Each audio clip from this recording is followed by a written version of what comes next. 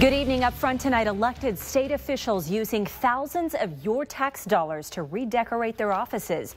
Many of the state's highest elected officers told us last year they plan to do very little to their offices, if anything at all. Channel 7's Elicia Dover on your side tonight, checking back in with them to see who did what they said they were going to do and who didn't. Alicia. Well, that's right, Beth. And because we know you're a taxpayer, of course, you always hope the money being spent by state leaders is reasonable and necessary.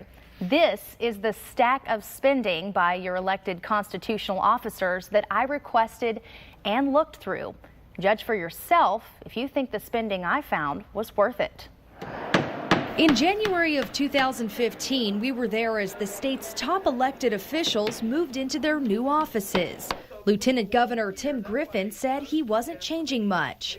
We dug through expenses and found only minimal charges, a frame for a picture on loan from the Library of Congress. Everything else looks the same. Griffin says that's for a good reason. I think that the offices are plenty comfortable and are plenty spacious. You know, you can always find something that you would maybe want to be a little different, but you got to ask yourself, is that really needed? Oh, it needs to be fixed. This is the Capitol. Updating is a work in progress at Auditor Andrea Lee's office. They had to replace the lighting in their offices, a $17,000 charge. But cosmetically, it's all still the same. The wood paneling, it's still there. And any furniture they needed, she says they found in other state offices. Definitely used, but usable for them. I know it's a 70s themed office and we are just embracing it and going with it. I mean, I can work in here with this furniture just fine. Attorney General Leslie Rutledge moved into a previously remodeled office. She planned to update with a coat of paint, but said she wouldn't do much else. I don't think new furniture is needed. I've worked in many offices. I can work in an old desk, a new desk. It matters not to me. It's how much work you get done. Receipts from the office show they had to replace desk chairs, some furniture, and several ice machines. But nothing, she says, wasn't necessary. Sometimes chairs will break or desks will be broken and old, and so we have replaced those in the past year, but it's really on a as-needed basis.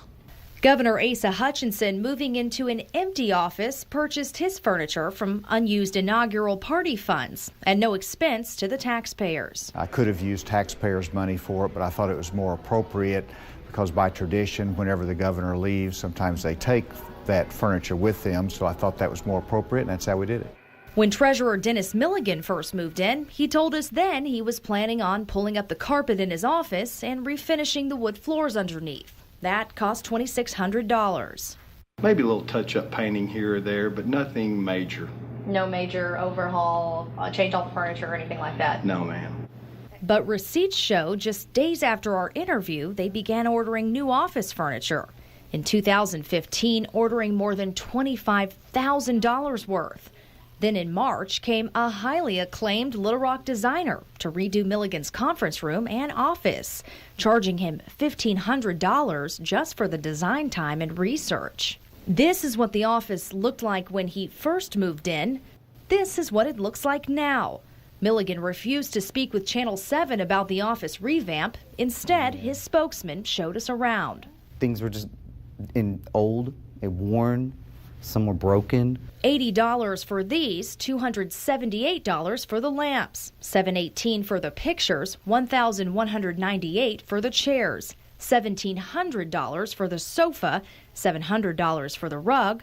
Over here, $278 for these hand-carved gold lamps, the flowers, $518. This picture, $300, and the conference room chairs, $3,752. This couch, almost $2,000. Do you think that there could have been a more economical couch that could have been purchased or one that cost less money? Sure. And so why didn't the treasurer look at purchasing a cheaper couch? I don't know. Through the door to Milligan's office, a look at before and now. The iron wall hanging, $700. The picture in between it, another $500. The grass arrangement, $80. The lamp, $200. The table it's sitting on, $439. The rug, $1,300. The chairs, $1,680. The coffee table, $800. Over here, his office chairs, $1,790. The orange vases, $175. And the credenza below it, $2,200. That plus custom picture frames and flags totals more than $56,000 for the remodel. What do you think someone would think about that price tag, a taxpayer? Well, and when you have to keep that in perspective with our overall budget, that's less than 0.5% of our overall budget.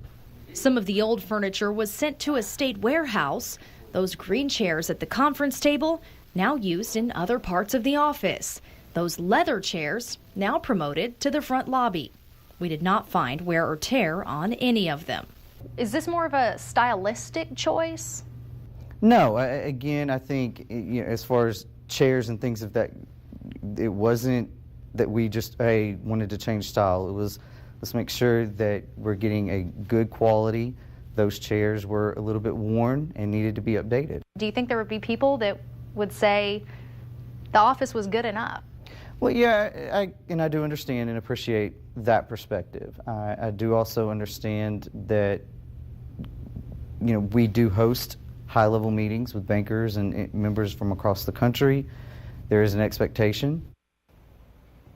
And unfortunately, since Mr. Milligan refused an interview with me, I was unable to ask him why he told me he was not going to do any major remodeling and then did so. Beth? This is really eye-opening, Elicia. I'm just curious, did you find any other expenses that may raise the eyebrows of taxpayers? I certainly did. I found a lot of other spending items that might surprise you and things you will definitely have to see to believe tomorrow night, Beth. All right, we'll see you tomorrow night, Elicia. Okay. Thanks a lot.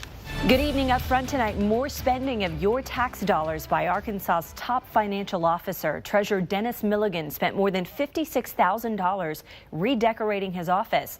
Channel 7's Elicia Dover uncovered those expenditures last night, and she's here now with more spending found. Elicia. Well, that's right, Beth. And in our report last night, I showed how Treasurer Milligan hired an interior decorator to completely redo his office and conference room, even after telling me he wasn't going to make any major changes to his office. Well, I read through thousands of receipts, and in those I found even more notable spending from Milligan that you as a taxpayer might like to know about. Take a look at Treasurer Dennis Milligan's newly remodeled office. More than $56,000 of taxpayer money went into redecorating it. From this to this.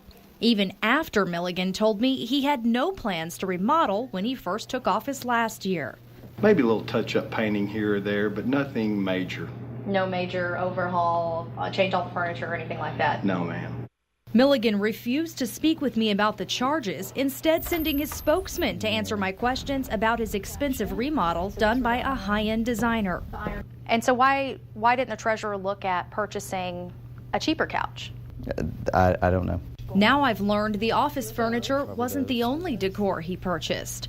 Over the holidays, swiping the state credit card for new Christmas decorations, hiring the same high-end designer to also decorate the office for Christmas, charging him $400 for labor and another $430 for decorations.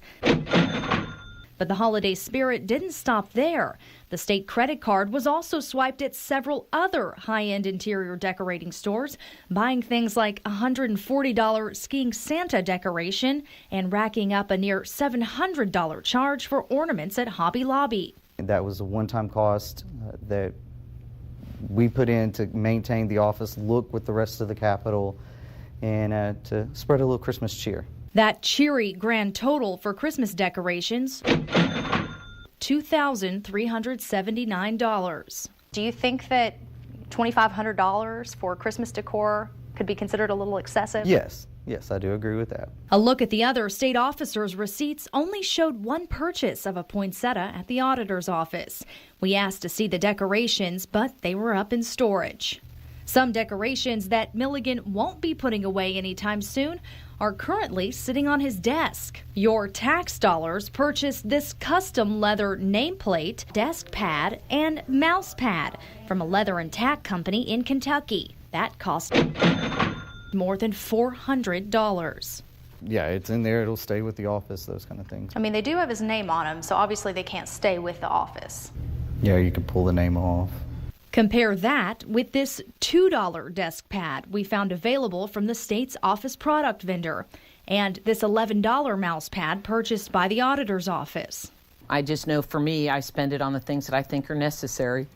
One thing that certainly won't stay with the treasurer's office are gifts bought with taxpayer money. Milligan purchased gold pins from a top Little Rock jewelry store as gifts to his executive staff, totaling $200. And another thing that won't stay with the office is all of the food they've been eating. Other constitutional officers purchase office basics like coffee and creamer, but not much else. Most people, they bring their lunch or they eat breakfast at home before they come to work. In Milligan's office, the consumption goes a bit further.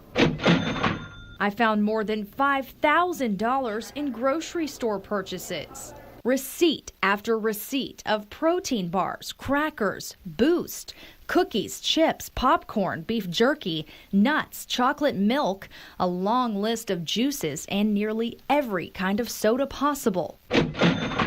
Paid for with your money.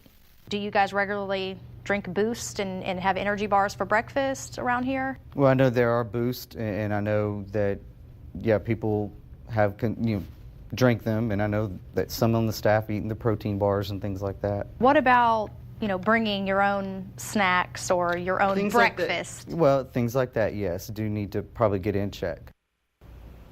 And by the way, if you want to see the first report that I did last night, we'll have that over at KATV.com, Beth. Okay, I've seen a lot of the reaction on Facebook. You've been getting a lot of comments. Yes, we have hundreds of comments, a steady stream pouring in today.